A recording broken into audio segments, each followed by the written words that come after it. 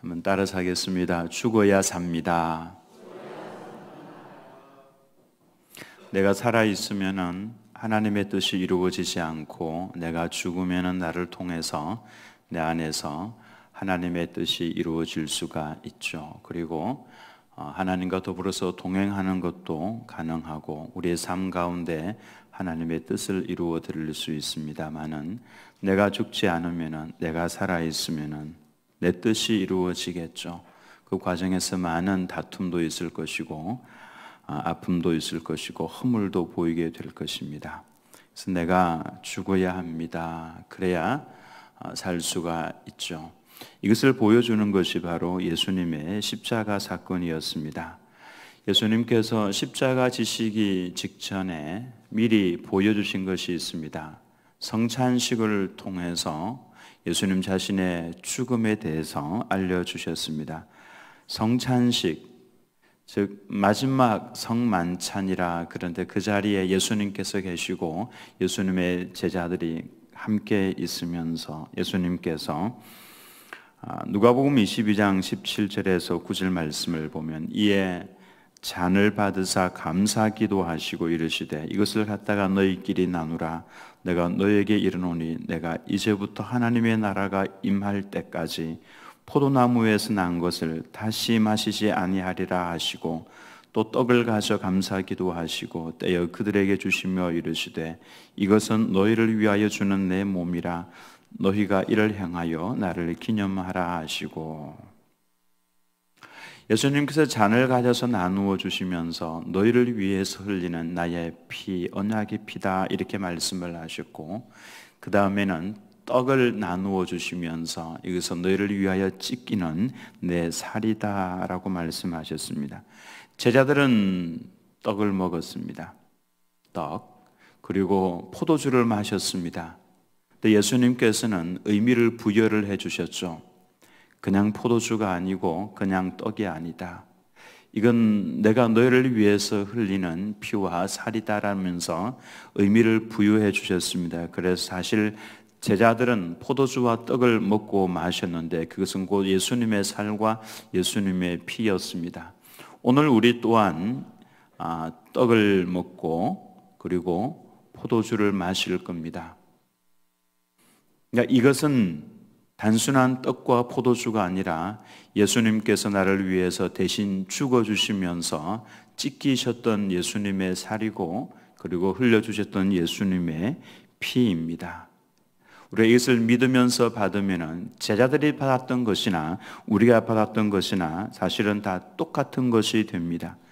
그런데 예수님께서는 왜 주님의 죽으심에 대해서 우리들에게 먹고 마시라, 특별히 살과 피를 먹고 마시라, 이렇게 말씀을 하셨겠습니까? 이것은 곧 예수님과 내가, 나 자신이 하나가 됨을 의미하는 것입니다. 요한복음 14장 20절 말씀을 같이 읽어봅니다. 시작. 그날에는 내가 아버지 안에, 너희가 내 안에, 내가 너희 안에 있는 것을 너희가 알리라. 주님과 내가 주님 안에, 주님이 내 안에, 즉 하나가 됨을 보여주는 것, 이것을 보여주는 것이 바로 성찬식이라고 할 수 있습니다. 주님이 내 안에, 그리고 또 내가 주님 안에, 이 일이 가능하도록 하기 위해서 예수님께서는 나를 대신해서 죽어주셨고, 성령으로 우리 가운데 임하셔서 승천하셔서 성령을 우리에게 부어주셔서 성령이 우리 가운데 들어올 수 있었던 것입니다. 예수님께서 어떻게 죽으셨습니까? 예수님께서 죽으시는 방법이 레위기에 나와 있습니다. 그리고 그 죽음이 의미하는 바가 있는데, 그것은 곧 나의 죽음과 같은 것입니다. 이건 곧 내가 어떻게 죽어야 하는지를 보여주는 것인데요. 내가 어떻게 죽어야 하는가? 첫 번째로 제물의 가죽을 벗겼습니다. 제물의 가죽을 벗겼습니다. 6절 말씀을 보면은, 그는 또 그 번제물의 가죽을 벗기고, 근데 이 일을 하기 전에 먼저 4절 말씀을 보면은 송아지 머리 위에 제사를 드리는 사람이 송아지나 어린 양을 데리고 가면은 그 제물 위에 손을 얹고 안수를 합니다. 그 머리 위에 손을 얹는다. 이 안수한다라고 하는 것은 나의 죄가 이 짐승에게, 이 송아지에게 전가된다라고 하는 것을 의미하죠. 전가받은 그 짐승은 이제 나를 의미해 주는 겁니다. 여러분 자신들이 구약 시대에서 만약에 송아지를 데리고 가서 송아지 머리 위에 손을 얹고 안수를 했다. 그러면은 곧 이 송아지는 내가 되는 겁니다. 내 모든 죄를 대신 짊어지고 가는 짐승이 되는 것이죠. 그 죄가 이렇게 전가가 되는 겁니다. 내가 곧 이 짐승이고 이 짐승은 곧 나 자신입니다. 내 죄를 대신 짊어진 것이죠. 이걸 다른 말씀으로 하면은 십자가에 달리신 예수님께서 곧 나 자신이라고 하는 겁니다. 그리고 예수님과 나는 하나가 됨을 보여줍니다. 그걸 보여주는 것이 갈라디아서 2장 20절에 나오죠. 잘 아시는 말씀인데요. 잘 보시기 바랍니다. 내가 그리스도와 함께 십자가에 못 박혔나니 이렇게 말씀을 하죠. 그런즉 이제는 내가 사는 것이 아니요 오직 내 안에 그리스도께서 사시는 것이라. 내가 그리스도와 함께 십자가에 못 박혔나니 우리는 사실 구약의 짐승처럼 죽지 않았습니다. 그리고 예수님께서 십자가에 달리실 때에 나는 같이 달려서 죽지 않았습니다마는 우리의 모든 죄를 예수님에게 전가를 시켰죠. 짐승에게 죄를 전가시켰을 때 짐승과 내가 하나가 되는 것처럼 우리 죄를 예수님께서 다 가지고 가셨습니다. 그래서 예수님과 나는 하나가 된 것이죠. 우리가 하나님께 드려지기 위해서는 바로 이와 같은 모습이 있어야 되는데요. 이제 안수 후에 짐승을 죽여서 가죽을 벗깁니다. 그것은 나의 가죽을 벗기는 것이나 마찬가지입니다. 우리가 하나님께 온전한 모습으로 드려지기 위해서는 나의 모습을 다 벗어야 합니다. 나를 가리고 있던 모든 죄악된 모습, 가식적인 모습을 다 벗어야 한다라는 말입니다. 있는 그대로의 모습, 하나님 앞에는 더 이상 가리울 것 없이 있는 그대로 다 드러내야만 하는 것이죠. 그래서 가죽을 벗긴다라고 하는 것은 다른 말로 성결이라 그렇게 말씀을 합니다. 성결, 거룩, 옛 사람을 다 벗어버려야 합니다. 하나님께 드려지기 위해서는 필수적인 작업입니다. 우리의 이 모습 이대로 나가서는 하나님 앞에 설 수가 없는 겁니다. 이 몸이 하나님께 온전히 드려지기 위해서는 가죽을 벗기는 그 아픔, 내 모든 죄악과 가식을 다 주님 앞에 내려놓는 이 모습이 있어야 되죠.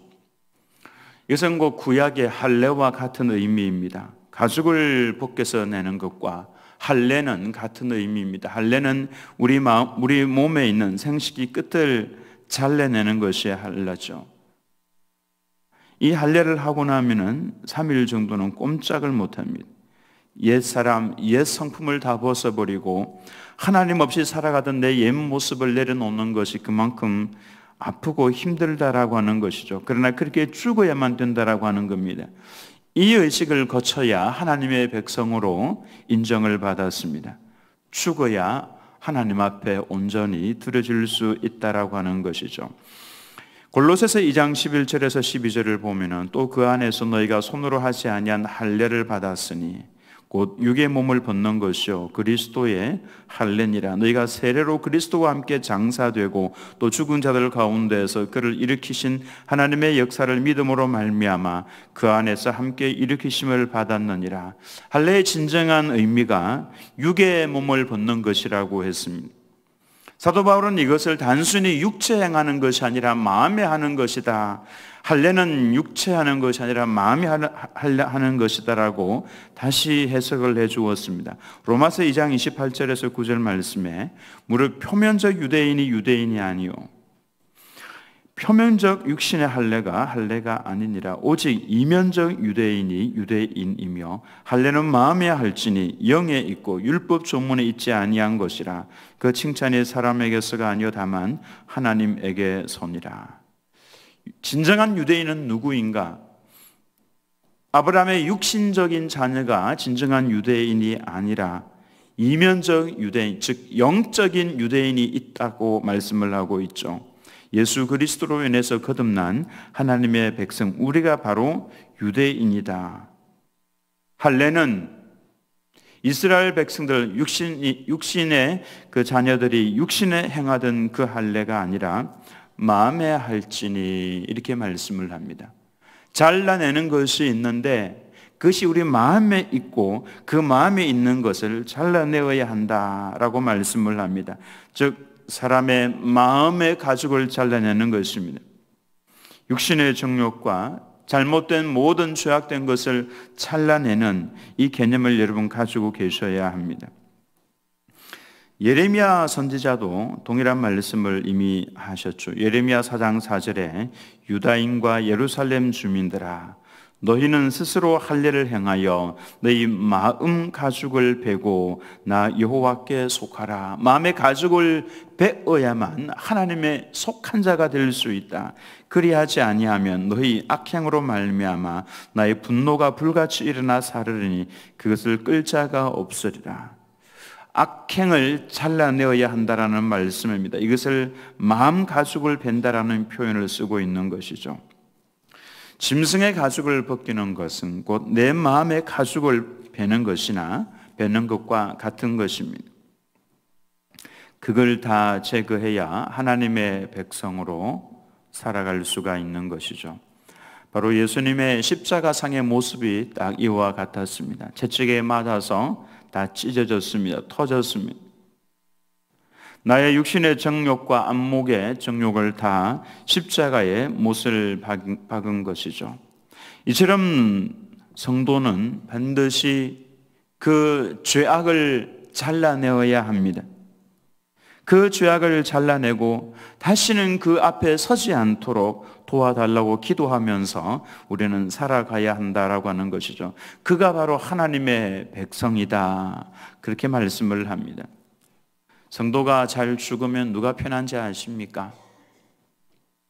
가죽 벗긴 거 누가 가져가는지 아십니까? 레위기 7장 8절에 보면은 사람을 위하여 번제를 드리는, 번제죠, 번제를 드리는 제사장, 곧 그 제사장은 그 드린 번제물의 가죽을 자기가 가질 것이며 제사장의 몫으로 돌렸습니다.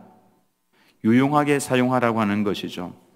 가죽을 잘 벗기면, 성도가 잘 죽으면, 이 말씀입니다. 성도가 죄악을 벗어버리고 십자가에 깨끗하게 정결하게 씻으면, 그러면 누가 행복하냐면은 제사장이 행복합니다.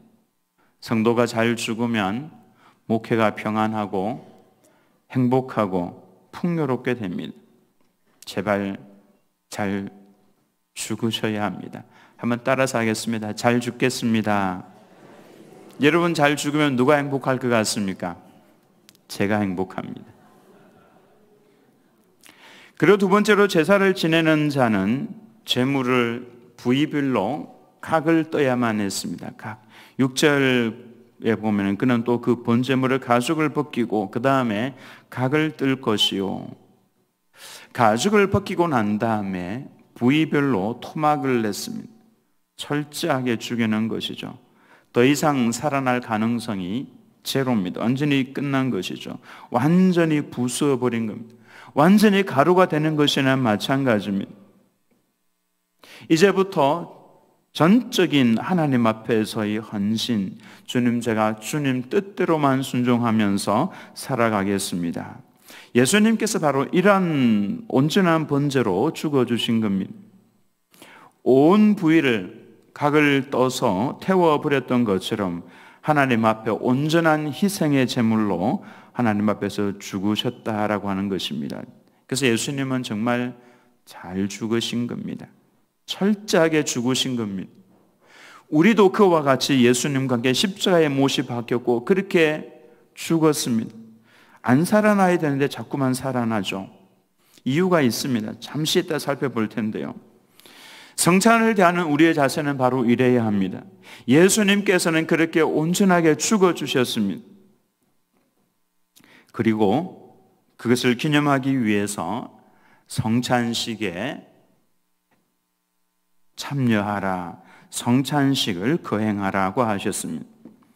성찬식에 동참을 하라, 이 말씀은 우리도 그렇게 죽어달라는 것입니다. 네가 죽어야 내가 행복하다. 예수님께서 행복하신 겁니다. 목사가 살아있으면 힘들어집니다. 죽어야 합니다. 근데 자꾸만 안 죽고 살아나죠. 우리 성도들도 마찬가지입니다. 죽은 것 같은데 가만히 보면 기절한 것 같고, 살짝 건드려 보면 다 깨어나고 기질이 다 살아있습니다. 가죽이 벗기고 각을 잘 떠서 철저하게 죽어달라고 하는 주님의 부탁입니다. 그래서 성찬에 동참하라는 것입니다. 잘 죽었는지 살펴보시려면요, 살짝 건드려 보면 압니다. 속을 뒤집어 놓는 말 한마디 하면은 아이고 다 살아납니다. 고린도전서 15장 31절 말씀 같이 읽겠습니다. 시작. 형제들아, 내가 그리스도 예수 우리 주 안에서 가진 바 너희에 대한 나의 자랑을 두고 단언하노니 나는 날마다 죽노라. 자꾸만 살아나니까 사도 바울이 나는 날마다 죽노라, 이것이 내 자랑이다, 그렇게 말씀을 합니다. 나는 날마다 죽노라, 사실이다. 나는 날마다 나를 쳐서 죽인다라고 말씀을 합니다. 사도 바울이 어떻게 죽었습니까? 로마서 6장 11절 말씀, 이 말씀도 마지막으로 같이 읽겠습니다. 시작. 이와 같이 너희도 너희 자신을 주에 대하여는 죽은 자요 그리스도 예수 안에서 하나님께 대하여는 살아있는 자로 여길지어다. 너희 자신을 죄에 대하여서는 죽은 자로 여겨라, 이렇게 말씀을 합니다. 죽은 자로 여겨라. 우리의 영적인 세계를 보면 우리는 사실 죽었습니다. 그런데 이 땅을 살아가야 되니까 육신이 있죠. 육신 속에는 내 안에 거하고 있는 죄가 있습니다. 사도 바울은 그 죄를 똑바로 보라고 말씀을 하셨습니다. 내가 아버지의 뜻대로 순종하면서 살아가고자 하는데 나를 사로잡아서 죄악 가운데로 끌고 가는 또 다른 존재가 내 안에 있는 것을 내가 보는 도다라고 말씀을 하고 있죠. 근데 그것은 이제 내가 아니요 내 안에 거하고 있는 죄니라, 이렇게 말씀을 합니다. 나로 하여금 자꾸만 죄악 가운데로, 나는 가죽이 벗겨서 죽었는데, 나는 토막토막 나서 이제 완전히 죽었는데 왜 자꾸만 내 안에서 내가 자꾸만 죄악 가운데 자꾸 반응을 하고 있느냐? 그것은 내 육신 때문에 그런 겁니다. 내 육신 안에는 나를 죄악 가운데로 사로잡아서 끌고 가려고 하는 죄가 있다라고 하는 것입니다. 사도 바울은 그것을 보았습니다. 여러분 자신들도 그것을 보아야 합니다. 성경책을 이렇게 들고 있으면 뭔가 거룩해져, 요즘은 근데 사실 성경책 안 들고 다니죠.